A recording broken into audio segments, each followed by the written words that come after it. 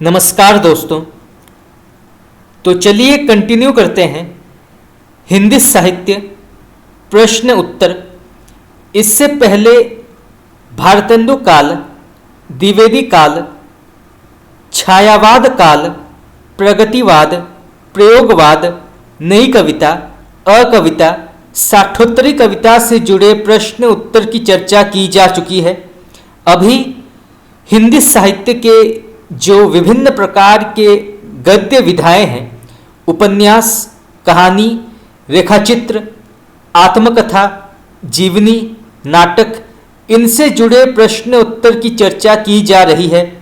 तो अगर आपने अभी तक मेरे पहले के क्लासेस नहीं देखे हैं तो आप जाके देख सकते हैं। तो चलिए शुरू करते हैं। पहला प्रश्न तो यहाँ पे पूछा गया है, लोग ढाई घर, यथा प्रस्तावित, जुगलबंदी और पहला गिरमिटिया आदि किसके उपन्यास माने जाते हैं? तो लोग ढाई घर, यथा प्रस्तावित, जुगलबंदी तथा पहला गिरमिटिया आदि किसके उपन्यास माने जाते हैं? इसके लेखक का नाम क्या है? तो इसका सही उत्तर होगा आपका गिरिराज किशोर। तो गिरिराज किशोर जो हैं इन सभी उपन्यासों के लेखक माने जाते हैं। खास करके ढाई घर, यथा प्रस्तावित और पहला गिरमिटिया, ये कई बार पूछा गया है कि इन उपन्यासों के लेखक का नाम क्या है। तो इसके लेखक हैं गिरिराज किशोर। तो आप इसको नोट कर सकते हैं, यहाँ से प्रश्न आ सकता है। चलिए आगे बढ़ते हैं। गिरिराज किशोर के द्वारा लिखित पहला गिरमिटिया किसके जीवन पर केंद्रित उपन्यास माना जाता है? तो गिरिराज किशोर के द्वारा लिखित पहला गिरमिटिया किसके जीवन पर केंद्रित उपन्यास माना जाता है? तो इसका सही उत्तर होगा आपका महात्मा गांधी। तो पहला गिरमिटिया जो है ये महात्मा गांधी के जीवन पर केंद्रित उपन्यास माना जाता है। तो आप इसको नोट कर सकते हैं, ये प्रश्न भी कई बार पूछा गया है। चलिए आगे बढ़ते हैं। भीष्म साहनी के द्वारा लिखित तमस किस प्रकार का उपन्यास माना जाता है? तो भीष्म साहनी के द्वारा रचित तमस किस प्रकार का उपन्यास माना जाता है? तो इसका सही उत्तर होगा आपका ये विभाजन के समय सांप्रदायिक दंगों को लेकर लिखा गया उपन्यास माना जाता है। तो तमस विभाजन के समय सांप्रदायिक दंगों को लेकर लिखा गया उपन्यास माना जाता है। तो आप इसको नोट कर सकते हैं, यहाँ से प्रश्न आ सकता है। चलिए आगे बढ़ते हैं। राही मासूम रजा के द्वारा लिखित उपन्यास आधा गांव में गाजीपुर जिले के किस गांव के मुसलमानों की कथा के बारे में कहा गया है? तो राही मासूम रजा के द्वारा लिखित उपन्यास आधा गांव में गाजीपुर जिले के किस गांव के मुसलमानों के बारे में कहा गया है? तो इसका सही उत्तर होगा आपका गंगोली गांव। तो यहाँ से प्रश्न ये भी आ सकता है कि आधा गांव में गाजीपुर जिले के किस गांव के बारे में लिखा गया है? तो वो है गंगोली गांव। तो आप इसको नोट कर सकते हैं। चलिए आगे बढ़ते हैं। अलग अलग वैतरणी, गली आगे मुड़ती है, नीला चांद, वेश्वावर, कुहरे में युद्ध, दिल्ली दूर है, इन उपन्यासों के लेखक का नाम क्या है? तो इसका सही उत्तर होगा आपका शिव प्रसाद सिंह। तो आप इसको नोट कर सकते हैं। चलिए आगे बढ़ते हैं। दीवार में एक खिड़की रहती थी उपन्यास के लेखक का नाम क्या है? ये प्रश्न भी कई बार पूछा गया है। तो आप इसको नोट कर सकते हैं। तो दीवार में एक खिड़की रहती थी उपन्यास के लेखक का नाम क्या है? तो इसका सही उत्तर होगा आपका विनोद कुमार शुक्ल। तो विनोद कुमार शुक्ल जो हैं वो दीवार में एक खिड़की रहती थी उपन्यास के लेखक माने जाते हैं। तो आप इसको नोट कर सकते हैं। चलिए आगे बढ़ते हैं। यहाँ पे प्रश्न पूछा गया है, खाली कुर्सी की आत्मा किसका उपन्यास माना जाता है? तो खाली कुर्सी की आत्मा किसका उपन्यास माना जाता है? तो इसका सही उत्तर होगा आपका लक्ष्मीकांत वर्मा।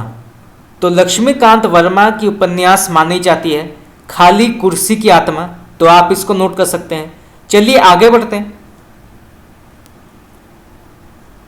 नेताजी कहिन किसका उपन्यास माना जाता है? तो नेताजी कहिन किसका उपन्यास माना जाता है? तो इसका सही उत्तर होगा आपका मनोहर श्याम जोशी। तो मनोहर श्याम जोशी की उपन्यास मानी जाती है नेताजी कहिन। तो आप इसको नोट कर सकते हैं। और इसका प्रकाशन समय माना जाता है 1982।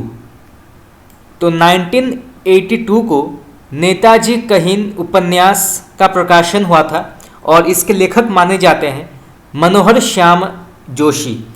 चलिए आगे बढ़ते हैं। मुझे चांद चाहिए किसका उपन्यास माना जाता है? ये प्रश्न कई बार पूछा गया है, नेट में कई बार पूछा गया है, तो आप इसको नोट कर सकते हैं। तो मुझे चांद चाहिए किसका उपन्यास माना जाता है? तो इसका सही उत्तर होगा आपका सुरेंद्र वर्मा। तो सुरेंद्र वर्मा के द्वारा लिखित उपन्यास माना जाता है मुझे चांद चाहिए। तो आप इसको नोट कर सकते हैं। चलिए आगे बढ़ते हैं। राजेंद्र यादव और मन्नू भंडारी के सहयोगी लेखन के उपन्यास कौन कौन से माने जाते हैं? तो राजेंद्र यादव और मन्नू भंडारी के सहयोगी लेखन के उपन्यास कौन कौन से माने जाते हैं? तो इसका सही उत्तर होगा आपका सबसे पहले उखड़े हुए लोग, फिर 1 इंच मुस्कान और फिर 1 गैलन आंसू। तो उखड़े हुए लोग, 1 इंच मुस्कान और 1 गैलन आंसू, ये जो है राजेंद्र यादव और मन्नू भंडारी के सहयोगी लेखन के उपन्यास माने जाते हैं। तो आप इनके नाम नोट कर सकते हैं। खास करके 1 इंच मुस्कान, ये कई बार पूछा गया है कि 1 इंच मुस्कान जो है ये किस प्रकार का उपन्यास माना जाता है? तो ये जो है राजेंद्र यादव और मन्नू भंडारी के सहयोगी लेखन का एक उपन्यास माना जाता है। तो आप इसको नोट कर सकते हैं। चलिए आगे बढ़ते हैं। टाटा प्रोफेसर किसका उपन्यास माना जाता है? तो इसका सही उत्तर होगा आपका मनोहर श्याम जोशी। तो आप इसको नोट कर सकते हैं। विष्णु प्रभाकर का ज्ञानपीठ पुरस्कृत उपन्यास कौन सा माना जाता है? तो विष्णु प्रभाकर को ज्ञानपीठ पुरस्कार किस उपन्यास के माध्यम से प्राप्त हुआ था? तो इसका सही उत्तर होगा आपका अर्धनारीश्वर। तो अर्धनारीश्वर के लिए विष्णु प्रभाकर को ज्ञानपीठ पुरस्कार प्राप्त हुआ था। तो आप इसको नोट कर सकते हैं, यहाँ से प्रश्न आ सकता है। चलिए आगे बढ़ते हैं। प्रेमचंद किस प्रकार के उपन्यासकार माने जाते हैं? तो प्रेमचंद किस प्रकार के उपन्यासकार माने जाते हैं? तो इसका सही उत्तर होगा आपका आदर्शोन्मुखी यथार्थवादी। ये प्रश्न भी कई बार पूछा गया है, तो आप इसको नोट कर सकते हैं। चलिए आगे बढ़ते हैं। किस उपन्यासकार का सर वाल्टर स्कॉट की उपाधि मिली है? तो किस उपन्यासकार का सर वाल्टर स्कॉट की उपाधि मिली है? उनका नाम क्या है? तो इसका सही उत्तर होगा आपका वृंदावन लाल वर्मा। तो वृंदावन लाल वर्मा को सर वाल्टर स्कॉट की उपाधि मिली है। तो आप इसको नोट कर सकते हैं। चलिए आगे बढ़ते हैं। जैनेंद्र के उपन्यासों का मूल विषय क्या है? ये प्रश्न भी कई बार पूछा गया है, तो आप इसको नोट कर सकते हैं। तो जैनेंद्र के उपन्यासों का मूल विषय क्या है? तो इसका सही उत्तर होगा आपका काम पीड़ा और समर्पण तथा आत्मपीड़न का चित्रण। तो जैनेंद्र के उपन्यासों का मूल विषय माना जाता है काम पीड़ा और समर्पण तथा आत्मपीड़न का चित्रण। तो आप इसको नोट कर सकते हैं। चलिए आगे बढ़ते हैं।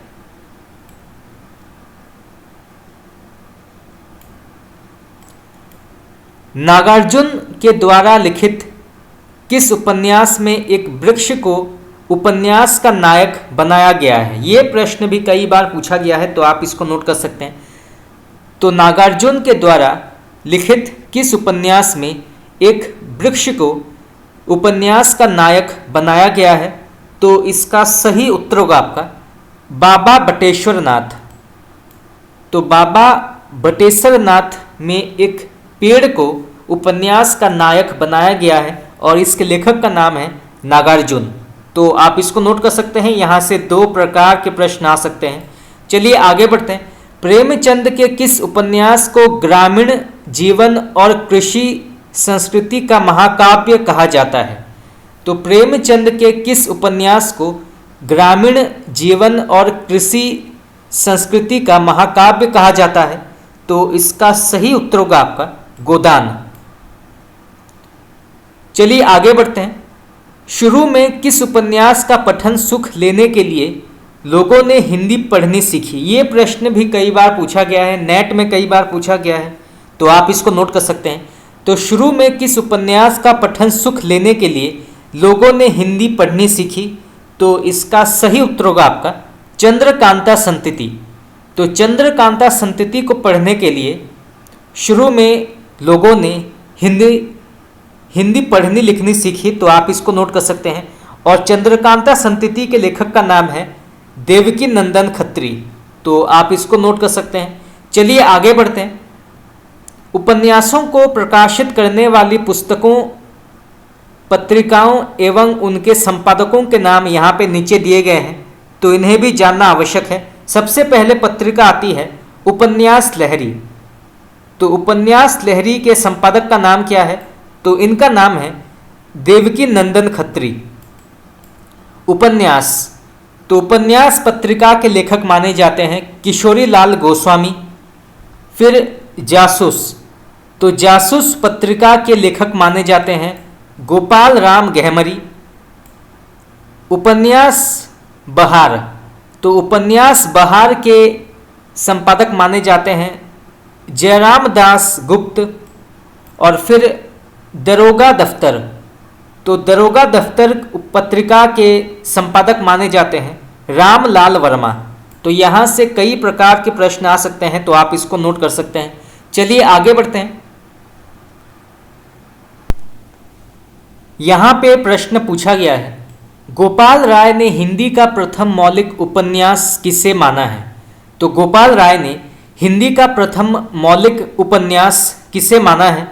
तो इसका सही उत्तर होगा आपका पंडित गौरी दत्त के द्वारा लिखित देवरानी जेठानी की कहानी, जिसका प्रकाशन समय माना जाता है 1870। तो इसको गोपाल राय ने हिंदी का प्रथम मौलिक उपन्यास माना है, तो आप इसको नोट कर सकते हैं। तो पंडित गौरी दत्त के द्वारा लिखित देवरानी जेठानी की कहानी को गोपाल राय ने हिंदी का प्रथम मौलिक उपन्यास माना है, तो आप इसको नोट कर सकते हैं। चलिए आगे बढ़ते हैं। प्रसाद का अधूरा ऐतिहासिक उपन्यास का नाम क्या है? तो प्रसाद का अधूरा ऐतिहासिक उपन्यास का नाम क्या है? तो इसका सही उत्तर होगा आपका इरावती। तो इरावती जो है ये प्रसाद का अधूरा ऐतिहासिक उपन्यास माना जाता है, तो आप इसको नोट कर सकते हैं। जैसे मुंशी प्रेमचंद का जो है मंगलसूत्र उपन्यास अधूरा उपन्यास माना जाता है, उसी प्रकार प्रसाद का अधूरा ऐतिहासिक उपन्यास माना जाता है इरावती। तो यहाँ से जो है प्रश्न आ सकता है। चलिए आगे बढ़ते हैं। देवकी नंदन खत्री का चंद्रकांता संतति उपन्यास कितने भागों में प्रकाशित हुआ?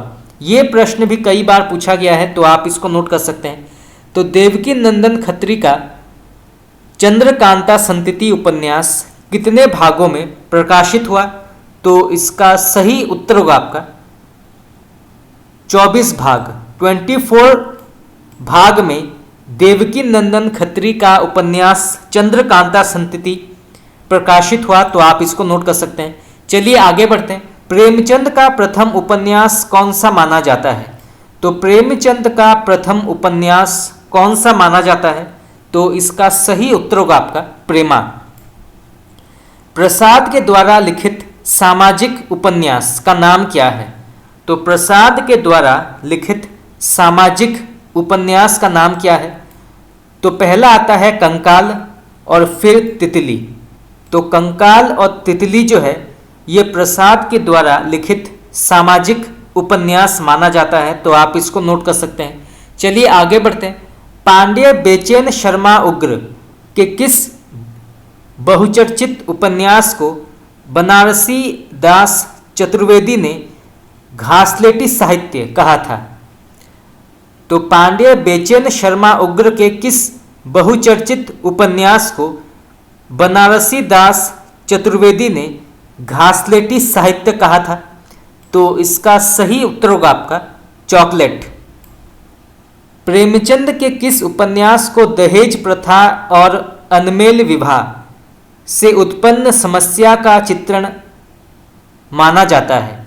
तो प्रेमचंद के किस उपन्यास में दहेज प्रथा और अनमेल विवाह से उत्पन्न समस्या का चित्रण माना जाता है? तो इसका सही उत्तर होगा आपका निर्मला।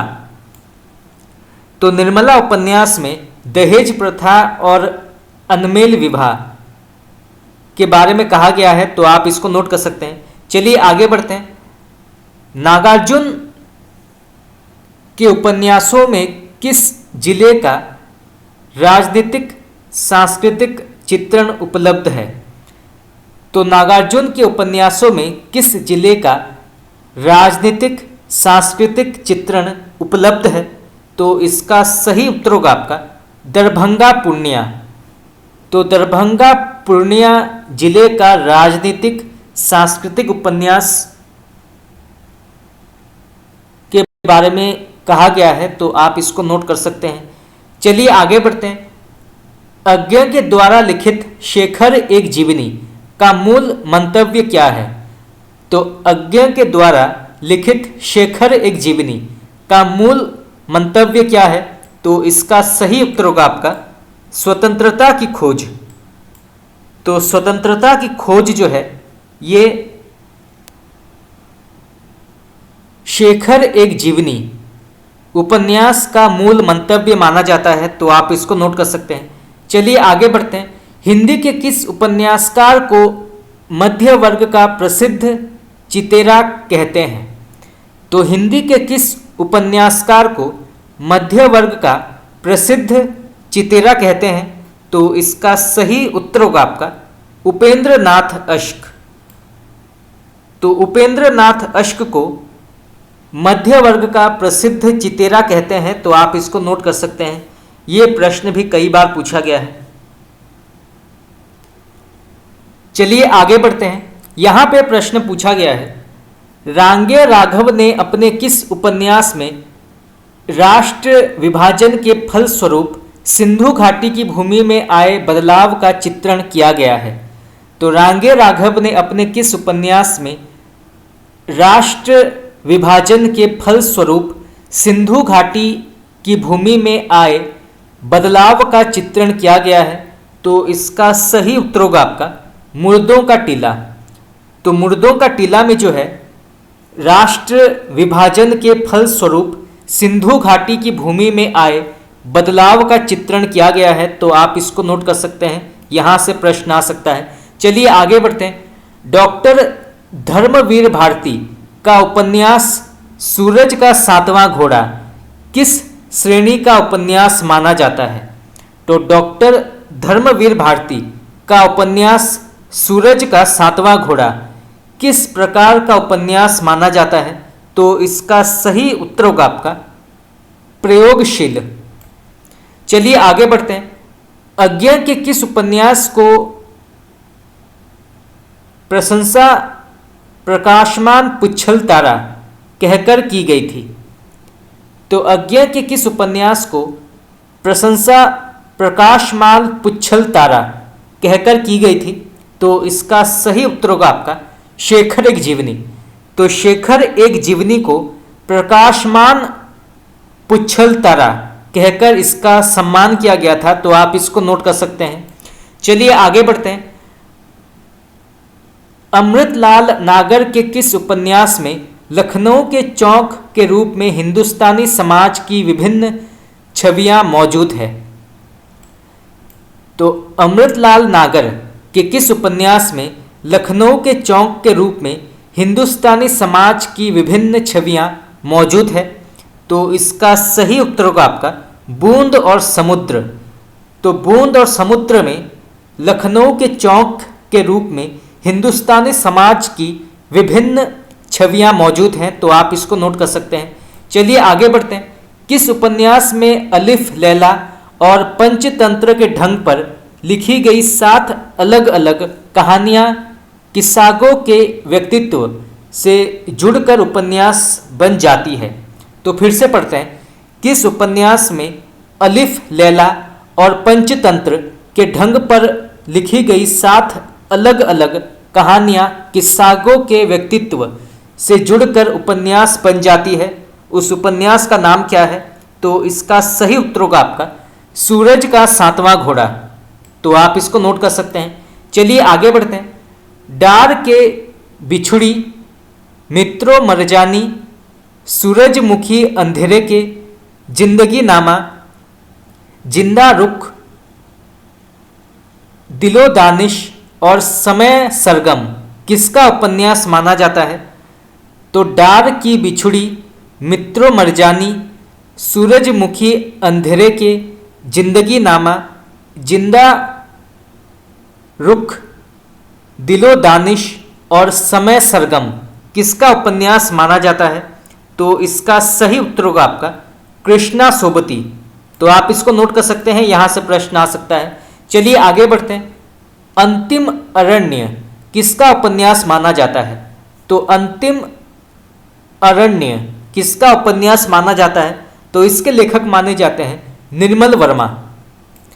पीली छतरी वाली लड़की किसका उपन्यास माना जाता है? बहुत ही प्रसिद्ध ये उपन्यास माना जाता है और विभिन्न प्रकार के प्रतियोगी परीक्षा में ये प्रश्न पूछा गया है कि पीली छतरी वाली लड़की किसका उपन्यास माना जाता है? तो इसका सही उत्तर होगा आपका उदय प्रकाश। तो उदय प्रकाश के द्वारा लिखित उपन्यास पीली छतरी वाली लड़की मानी जाती है। तो आप इसको नोट कर सकते हैं, यहां से प्रश्न आ सकता है। चलिए आगे बढ़ते हैं। नींद के बाहर किसका उपन्यास माना जाता है? तो नींद के बाहर किसका उपन्यास माना जाता है? तो इसके लेखक माने जाते हैं धीरेन्द्र अस्थाना। तो धीरेन्द्र अस्थाना जो है ये नींद के बाहर उपन्यास के लेखक माने जाते हैं। तो आप इसको नोट कर सकते हैं। चलिए आगे बढ़ते हैं। तत्वमसी उपन्यास की लेखिका का नाम क्या है? तो तत्वमसी उपन्यास की लेखिका का नाम क्या है? तो इसके लेखक माने जाते हैं जया जादवानी। तो जया जादवानी जो है ये तत्वमसी उपन्यास के लेखक माने जाते हैं। तो आप इसको नोट कर सकते हैं।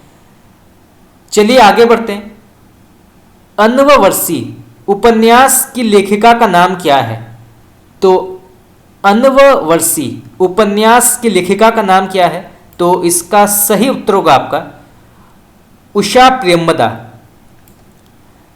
काला कथा उपन्यास के लेखक का नाम क्या है? तो कालकथा उपन्यास के लेखक का नाम क्या है? तो इसके लेखक माने जाते हैं कामता नाथ। तो कालकथा उपन्यास के लेखक माने जाते हैं कामता नाथ। तो आप इसको नोट कर सकते हैं। कली कथा वाया बाईपास की लेखिका का नाम क्या है? यह प्रश्न कई बार पूछा गया है, तो आप इसको नोट कर सकते हैं। तो कली कथा वाया बाईपास की लेखिका का नाम क्या है? तो इसके लेखक माने जाते हैं अलका सरावगी। तो अलका सरावगी जो है ये कली कथा वाया बाईपास की लेखिका मानी जाती हैं। तो आप इसको नोट कर सकते हैं। चलिए आगे बढ़ते हैं। दो गुर्दों के लिए गुलदस्ता उपन्यास किसका माना जाता है? तो दो गुर्दों के लिए गुलदस्ता किसका उपन्यास माना जाता है? तो इसके लेखक माने जाते हैं सुरेंद्र वर्मा। कम्मी और नंदा किसका उपन्यास माना जाता है? तो कम्मी और नंदा किसका उपन्यास माना जाता है? तो इसके लेखक माने जाते हैं अमृता प्रीतम। पहला सप्तक किसकी रचना मानी जाती है? तो पहला सप्तक किसकी रचना मानी जाती है? तो इसका सही उत्तर होगा आपका बीरेंद्र जैन। तो बीरेंद्र जैन पहला सप्तक के लेखक माने जाते हैं। और पहला सप्तक जो है ये 7 लघु उपन्यास मानी जाती है। चलिए आगे बढ़ते हैं। लौट कर आने वाले दिन किसका उपन्यास माना जाता है? तो लौट कर आने वाले दिन किसका उपन्यास माना जाता है? तो इसके लेखक माने जाते हैं प्रयाग शुक्ल। तो प्रयाग शुक्ल जो है ये लौट कर आने वाले दिन उपन्यास के लेखक माने जाते हैं। चलिए आगे बढ़ते हैं। नदी को कुछ याद नहीं किसका उपन्यास माना जाता है? तो नदी को कुछ याद नहीं किसका उपन्यास माना जाता है? तो इसके लेखक माने जाते हैं सत्येन कुमार। तो सत्येन कुमार नदी को कुछ याद नहीं उपन्यास के लेखक माने जाते हैं। चलिए आगे बढ़ते हैं। नमो अंधकार किसका उपन्यास माना जाता है? तो नमो अंधकार किसका उपन्यास माना जाता है? तो इसके लेखक माने जाते हैं दूधनाथ सिंह। चलिए नेक्स्ट क्वेश्चन आगे बढ़ते हैं। 1999 के व्यास सम्मान से सम्मानित उपन्यास विश्रामपुर का संत किसका उपन्यास माना जाता है? ये प्रश्न भी कई बार पूछा गया है, तो आप इसको नोट कर सकते हैं। तो 1999 के व्यास सम्मान से सम्मानित उपन्यास विश्रामपुर का संत किसका उपन्यास माना जाता है? तो इसका सही उत्तर होगा आपका श्रीलाल शुक्ल। तो आप इसको नोट कर सकते हैं। शेष कादंबरी किसका उपन्यास माना जाता है? तो शेष कादंबरी किसका उपन्यास माना जाता है? तो इसका सही उत्तर होगा आपका अलका सरावगी। तो अलका सरावगी का उपन्यास माना जाता है शेष कादंबरी। तो आप इसको नोट कर सकते हैं। अन्वेषण किसका उपन्यास माना जाता है? तो अन्वेषण किसका उपन्यास माना जाता है? तो इसके लेखक माने जाते हैं अखिलेश। अवांतर कथा किसका उपन्यास माना गया है? तो अवांतर कथा किसका उपन्यास माना गया है? तो इसके लेखक माने जाते हैं अनामिका। तो अनामिका जो है ये अवांतर कथा के लेखक माने जाते हैं। चलिए आगे बढ़ते हैं। माई, हमारा शहर उस बरस और तिरोहित किसका उपन्यास माना जाता है? तो माई, हमारा शहर उस बरस और तिरोहित किसका उपन्यास माना जाता है? तो इसका सही उत्तर होगा आपका गीतांजलि श्री। तो गीतांजलि श्री माई, हमारा शहर उस बरस और तिरोहित उपन्यास के लेखक माने जाते हैं। तो आप इसको नोट कर सकते हैं। चलिए आगे बढ़ते हैं। काला पहाड़ किसका उपन्यास माना जाता है? तो काला पहाड़ किसका उपन्यास माना जाता है? तो इसके लेखक माने जाते हैं भगवान दास मोरवाल। तो भगवान दास मोरवाल काला पहाड़ उपन्यास के लेखक माने जाते हैं। चलिए आगे बढ़ते हैं। चाक और अलमा कबूतरी किसकी रचना मानी जाती है? तो चाक और अलमा कबूतरी किसका उपन्यास माना जाता है? तो इसका सही उत्तर होगा आपका मैत्रेय पुष्पा। कृष्ण की आत्मकथा किसका उपन्यास माना जाता है? तो कृष्ण की आत्मकथा किसका उपन्यास माना जाता है? इसके लेखक का नाम क्या है? तो इसका सही उत्तर होगा आपका मनु शर्मा। गोदान उपन्यास में गांधी और मार्क्स को जैसे प्रेमचंद ने फेंट कर मिलाया हो, इस कथन के लेखक का नाम क्या है? तो गोदान उपन्यास में गांधी और मार्क्स को जैसे प्रेमचंद ने फेंट कर मिलाया हो, कथन किस आलोचक का माना जाता है? तो इसका सही उत्तर होगा आपका राम स्वरूप चतुर्वेदी। तो राम स्वरूप चतुर्वेदी की ये कथन मानी जाती है। गोदान उपन्यास में गांधी और मार्क्स को जैसे प्रेमचंद ने फेंट कर मिलाया हो। तो आप इसको नोट कर सकते हैं। चलिए आगे बढ़ते हैं। प्रकृतवादी उपन्यासों के जनक कौन माने जाते हैं? तो प्रकृतवादी उपन्यासों के जनक कौन माने जाते हैं, उनका नाम क्या है? तो इसका सही उत्तर होगा आपका जोला। चलिए आगे बढ़ते हैं। यहां पे प्रश्न पूछा गया है मतवाला मंडल के सदस्य कौन थे? तो मतवाला मंडल के सदस्य कौन थे? तो इसका सही उत्तर होगा आपका, सबसे पहले आते हैं सूर्यकांत त्रिपाठी निराला और फिर पांड्य बेचैन शर्मा उग्र। तो निराला और उग्र जो हैं ये मतवाला मंडल के सदस्य माने जाते हैं, तो आप इनके नाम नोट कर सकते हैं। आपका बंटी स्वामी और महाभोज किसका उपन्यास माना जाता है? तो आपका बंटी स्वामी और महाभोज किसका उपन्यास माना जाता है? तो इसका सही उत्तर होगा आपका मन्नू भंडारी। तो ये जो है मन्नू भंडारी के उपन्यास माने जाते हैं, आपका बंटी स्वामी और महाभोज। चलिए आगे बढ़ते हैं। दीवार में एक खिड़की रहती थी किसका उपन्यास माना जाता है? तो दीवार में एक खिड़की रहती थी किसका उपन्यास माना जाता है? तो इसका सही उत्तर होगा आपका विनोद कुमार शुक्ल। तो विनोद कुमार शुक्ल जो हैं ये दीवार में एक खिड़की रहती थी उपन्यास के लेखक माने जाते हैं, तो आप इसको नोट कर सकते हैं। चलिए आगे बढ़ते हैं। तबादला शहर में कर्फ्यू किसका उपन्यास माना जाता है? तो तबादला शहर में कर्फ्यू किसका उपन्यास माना जाता है? इसके लेखक का नाम क्या है? तो इसका सही उत्तर होगा आपका विभूति नारायण राय। तो विभूति नारायण राय जो है ये तबादला और शहर में कर्फ्यू उपन्यास के लेखक माने जाते हैं, तो आप इसको नोट कर सकते हैं। जंगल जहां शुरू होता है किसका उपन्यास माना जाता है? तो जंगल जहां शुरू होता है किसका उपन्यास माना जाता है? इसके लेखक का नाम क्या है? तो इसका सही उत्तर होगा आपका संजीव। तो संजीव इसके लेखक माने जाते हैं।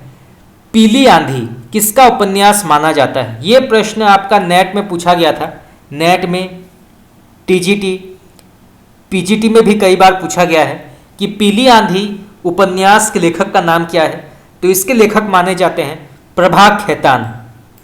तो प्रभा खेतान जो है ये पीली आंधी उपन्यास के लेखक माने जाते हैं। देहाती दुनिया किसका उपन्यास माना जाता है? तो देहाती दुनिया किसका उपन्यास माना जाता है? इसके लेखक का नाम क्या है? तो इसके लेखक माने जाते हैं शिव पूजन सहाय। तो शिव पूजन सहाय जो है ये देहाती दुनिया उपन्यास के लेखक माने जाते हैं। चलिए आगे बढ़ते हैं। गांधी जी के जीवन पर केंद्रित पहला गिरमिटिया उपन्यास के रचनाकार का नाम क्या है? तो गांधी जी के जीवन पर केंद्रित पहला गिरमिटिया उपन्यास के रचनाकार का नाम क्या है? तो इसका सही उत्तर होगा आपका गिरिराज किशोर। तो गिरिराज किशोर जो है ये पहला गिरमिटिया उपन्यास के लेखक माने जाते हैं, तो आप इसको नोट कर सकते हैं। चलिए आगे बढ़ते हैं। घेरा उपन्यास के लेखक का नाम क्या है? तो घेरा उपन्यास के लेखक का नाम क्या है? तो इसके लेखक माने जाते हैं ओमकार चौधरी। तो ओमकार चौधरी जो हैं ये घेरा उपन्यास के लेखक माने जाते हैं। गुजर क्यों नहीं जाता उपन्यास के लेखक का नाम क्या है? तो गुजर क्यों नहीं जाता उपन्यास के लेखक का नाम क्या है? तो इसके लेखक माने जाते हैं धीरेन्द्र अस्थाना। तो धीरेन्द्र अस्थाना जो है ये गुजर क्यों नहीं जाता उपन्यास के रचनाकार हैं। चलिए आगे बढ़ते हैं। बंग विजेता और दुर्गेश नंदिनी उपन्यासों का अनुवाद किसने किया था? ये प्रश्न भी कई बार पूछा गया है। तो बंग विजेता और दुर्गेश नंदिनी उपन्यासों का अनुवाद किसने किया है? तो इसका सही उत्तर होगा आपका बाबू गदाधर सिंह। तो बंग विजेता और दुर्गेश नंदिनी उपन्यासों का अनुवाद किया था बाबू गदाधर सिंह। तो आप इसको नोट कर सकते हैं। चलिए आगे बढ़ते हैं। पुण्य प्रकाश और चंद्रप्रभा उपन्यासों का अनुवाद किसने किया है? तो पुण्य प्रकाश और चंद्रप्रभा उपन्यासों का अनुवाद किसने किया है? उनका नाम क्या है? तो इसका सही उत्तर होगा आपका भारतेंदु हरिश्चंद्र। तो पुण्य प्रकाश और चंद्रप्रभा उपन्यासों का अनुवाद किया है भारतेंदु हरिश्चंद्र ने। तो आप इसको नोट कर सकते हैं। चलिए आगे बढ़ते हैं। यहाँ पे प्रश्न पूछा गया है सुमन प्रेमचंद के किस उपन्यास की नायिका मानी जाती है? तो सुमन प्रेमचंद के किस उपन्यास की नायिका मानी जाती है? तो इसका सही उत्तर होगा आपका सेवा सदन। प्रेमचंद का वास्तविक नाम क्या है? ये प्रश्न भी कई बार पूछा गया है, तो आप इसको नोट कर सकते हैं कि प्रेमचंद का वास्तविक नाम क्या है या पूरा नाम क्या है। तो इसका सही उत्तर होगा आपका धनपत राय। तो प्रेमचंद का असल नाम है धनपत राय। उर्दू में प्रेमचंद किस नाम से लिखते थे? तो उर्दू में प्रेमचंद किस नाम से लिखते थे? तो इसका सही उत्तर होगा आपका नवाब राय। तो नवाब राय के नाम से प्रेमचंद उर्दू में रचनाएं लिखते थे। सूर्यकांत त्रिपाठी निराला के द्वारा रचित उपन्यासों के नाम क्या हैं? तो सूर्यकांत त्रिपाठी निराला के द्वारा रचित उपन्यासों का नाम क्या है? तो सबसे पहले आता है अप्सरा, अलका, प्रभावती, निरुपमा, चोटी की पकड़, कुल्ली भाट, काले कारनामे, बिल्लेसुर, बकरिहा। तो ये सभी जो हैं ये निराला के प्रसिद्ध उपन्यासों के नाम हैं।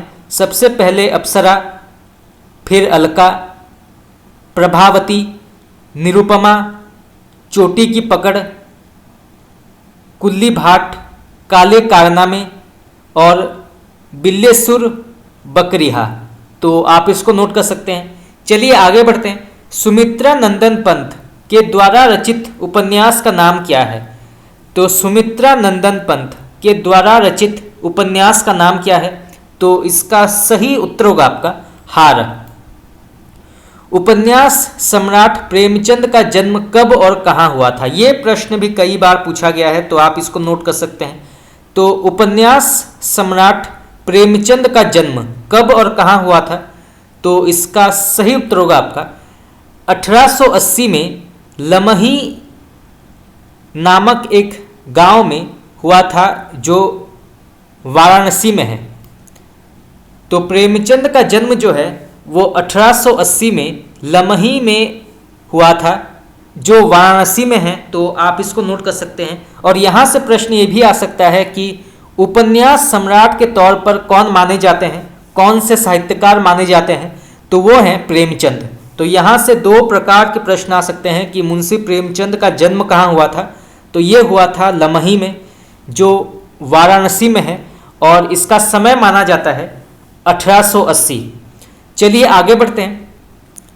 यहाँ पे प्रश्न पूछा गया है, यशपाल के द्वारा रचित झूठा सच किस समस्या पर केंद्रित है? तो यशपाल के द्वारा रचित झूठा सच किस समस्या पर केंद्रित है? तो इसका सही उत्तर होगा आपका देश विभाजन की त्रासदी। पीढ़ियों के साथ बदलते मूल्य भगवती चरण वर्मा के किस उपन्यास का कथ्य माना जाता है? तो पीढ़ियों के साथ बदलते मूल्य भगवती चरण वर्मा के किस उपन्यास का कथ्य माना जाता है? तो इसका सही उत्तर होगा आपका भूले बिसरे चित्र। तो आप इसको नोट कर सकते हैं। धर्मपुत्र गोली और खग्रास नामक सामाजिक उपन्यास के रचयिता का नाम क्या है? तो धर्मपुत्र गोली और खग्रास नामक सामाजिक उपन्यास के लेखक का नाम क्या है? तो इसका सही उत्तर होगा आपका आचार्य चतुरसेन शास्त्री। तो आचार्य चतुरसेन शास्त्री जो हैं ये धर्मपुत्र गोली और खग्रास नामक सामाजिक उपन्यास के लेखक माने जाते हैं। तो आप इसको नोट कर सकते हैं। चलिए आगे बढ़ते हैं। कुंतो किसका उपन्यास माना जाता है? तो कुंतो किसका उपन्यास माना जाता है, इसके लेखक का नाम क्या है? तो इसके लेखक हैं भीष्म साहनी। बोलगा से गंगा किसकी रचना मानी जाती है? तो बोलगा से गंगा किसकी रचना मानी जाती है, इसके लेखक का नाम क्या है? तो इसके लेखक माने जाते हैं राहुल सांस्कृतायन। तो राहुल सांस्कृतायन जो हैं इसके लेखक माने जाते हैं बोलगा से गंगा। चलिए आगे बढ़ते हैं। किस आलोचक ने अमृतलाल नागर के उपन्यासों को हिंदी के गैर मानक रूपों का पिटारा कहा है? तो किस आलोचक ने अमृतलाल नागर के उपन्यासों को हिंदी की गैर मानक रूपों का पिटारा कहा है, उनका नाम क्या है? तो इसका सही उत्तर होगा आपका डॉक्टर राम विलास शर्मा। तो आप इसको नोट कर सकते हैं। चलिए आगे बढ़ते हैं। भगवती चरण वर्मा के उपन्यास टेढ़े मेढ़े रास्ते का रचनात्मक उत्तर सीधा साधा रास्ता उपन्यास लिखकर किसने दिया? तो भगवती चरण वर्मा के उपन्यास टेढ़े मेढ़े रास्ते का रचनात्मक उत्तर सीधा साधा रास्ता उपन्यास लिखकर किसने दिया? तो इसका सही उत्तर होगा आपका रांगे राघव। पांड्य बेचन शर्मा उग्र का अंतिम उपन्यास कौन सा माना जाता है? ये प्रश्न भी कई बार पूछा गया है, तो आप इसको नोट कर सकते हैं। तो उग्र जी का अंतिम उपन्यास का नाम क्या है? तो इसका सही उत्तर होगा आपका फागुन के दिन 4। तो फागुन के दिन 4 जो है ये उग्र जी का अंतिम उपन्यास माना जाता है, तो आप इसको नोट कर सकते हैं। और इसका प्रकाशन समय माना जाता है 1960 1960। तो ये जो है उग्र जी का अंतिम उपन्यास कहा गया है फागुन के दिन 4। चलिए आगे बढ़ते हैं। भगवती चरण वर्मा का पहला उपन्यास कौन सा माना जाता है? तो इसका सही उत्तर होगा आपका पतन, और इसका समय माना जाता है 1928। चलिए आगे बढ़ते हैं। विदा उपन्यास के लेखक का नाम क्या है? तो विदा उपन्यास के लेखक का नाम क्या है? तो इसका सही उत्तर होगा आपका प्रताप नारायण श्रीवास्तव। तो प्रताप नारायण श्रीवास्तव जो है ये विदा उपन्यास के लेखक माने जाते हैं, तो आप इसको नोट कर सकते हैं प्रताप नारायण श्रीवास्तव। चलिए आगे बढ़ते हैं। यहाँ पे प्रश्न पूछा गया है किस उपन्यासकार ने बुंदेलखंड की ऐतिहासिक सामाजिक पृष्ठभूमि को आधार बनाकर उपन्यास लिखे? तो किस उपन्यासकार ने बुंदेलखंड की ऐतिहासिक सामाजिक पृष्ठभूमि को आधार बनाकर उपन्यास लिखे, उनका नाम क्या है? तो इसका सही उत्तर होगा आपका वृंदावन लाल वर्मा। तो वृंदावन लाल वर्मा ने बुंदेलखंड की ऐतिहासिक सामाजिक पृष्ठभूमि को आधार बनाकर उपन्यास लिखे, तो आप इसको नोट कर सकते हैं। चलिए आगे बढ़ते हैं। यशपाल का पहला उपन्यास कौन सा माना जाता है? तो यशपाल का पहला उपन्यास का नाम क्या है? तो इसका सही उत्तर होगा आपका दादा कामरेड। तो दादा कामरेड यशपाल का पहला उपन्यास है, और इसका प्रकाशन समय माना जाता है 1941। चलिए आगे बढ़ते हैं। जीने के लिए सिंह सेनापति, जय योधेय, मधुर स्वप्न, विस्मृत यात्री और दिवोदास किसका उपन्यास माना जाता है? तो जीने के लिए सिंह सेनापति, जय योधेय, मधुर स्वप्न, विस्मृत यात्री और दिवोदास किसका उपन्यास माना जाता है? तो इसका सही उत्तर होगा आपका राहुल सांस्कृतायन। तो आप इसको नोट कर सकते हैं राहुल सांस्कृतायन। चलिए आगे बढ़ते हैं। जमनिया के बाबा किसका उपन्यास माना जाता है? तो जमनिया के बाबा किसका उपन्यास माना जाता है? इसके लेखक का नाम क्या है? तो इसका सही उत्तर होगा आपका नागार्जुन।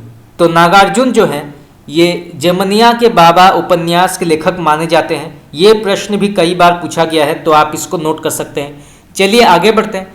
रांगे राघव का पहला उपन्यास कौन सा माना जाता है? तो रांगे राघव का पहला उपन्यास कौन सा माना जाता है, उसका नाम क्या है? तो इसका सही उत्तर होगा आपका घरौंदे, और ये प्रकाशित हुई थी 1946 में। भीष्म साहनी का पहला उपन्यास कौन सा माना गया है? तो भीष्म साहनी का पहला उपन्यास का नाम क्या है? तो इसका सही उत्तर होगा आपका झरोखे। तो झरोखे जो है ये भीष्म साहनी का पहला उपन्यास है, और इसका समय माना जाता है 1965। राही मासूम रजा के द्वारा लिखित कौन सा उपन्यास देश में इमरजेंसी के दुखद और भयावह दौड़ पर केंद्रित है? तो इसका सही उत्तर होगा आपका कटरा बी आरजू। तो आप इसको नोट कर सकते हैं। चलिए आगे बढ़ते हैं। फणीश्वर नाथ रेणु के द्वारा लिखित मैलांचल में कहाँ की कथा का वर्णन किया गया है? तो फणीश्वर नाथ रेणु के द्वारा लिखित मैलांचल में कहाँ की कथा का वर्णन किया गया है? तो इसका सही उत्तर होगा आपका मिथिला के पूर्णिया जिले के मेरीगंज गांव का। तो आप इसको नोट कर सकते हैं। खास करके जो गांव का नाम है ये कई बार पूछा गया है कि मैलांचल में किस गांव के बारे में कहा गया है, तो वो है मेरीगंज। तो आप इसको नोट कर सकते हैं। चलिए आगे बढ़ते हैं। हड़प्पा सभ्यता पर केंद्रित उपन्यास समभावी के रचनाकार का नाम क्या है? तो हड़प्पा सभ्यता पर केंद्रित उपन्यास समभावी के रचनाकार का नाम क्या है? तो इसका सही उत्तर होगा आपका सनैया लाल ओझा। तो आप इसको नोट कर सकते हैं। रानी नागफनी की कहानी किसका उपन्यास माना जाता है? तो रानी नागफनी की कहानी किसका उपन्यास माना जाता है? तो इसका सही उत्तर होगा आपका हरिशंकर परसाई। श्रीलाल शुक्ल का पहला उपन्यास का नाम क्या है? तो श्रीलाल शुक्ल का पहला उपन्यास का नाम क्या है? तो इसका सही उत्तर होगा आपका अज्ञातवास। चलिए आगे बढ़ते हैं। यहाँ पे प्रश्न पूछा गया है सूखा पत्ता, काले उजले दिन, ग्राम सेविका, कंटीली राह के फूल, दीवार और आंगन उपन्यास के लेखक का नाम क्या है?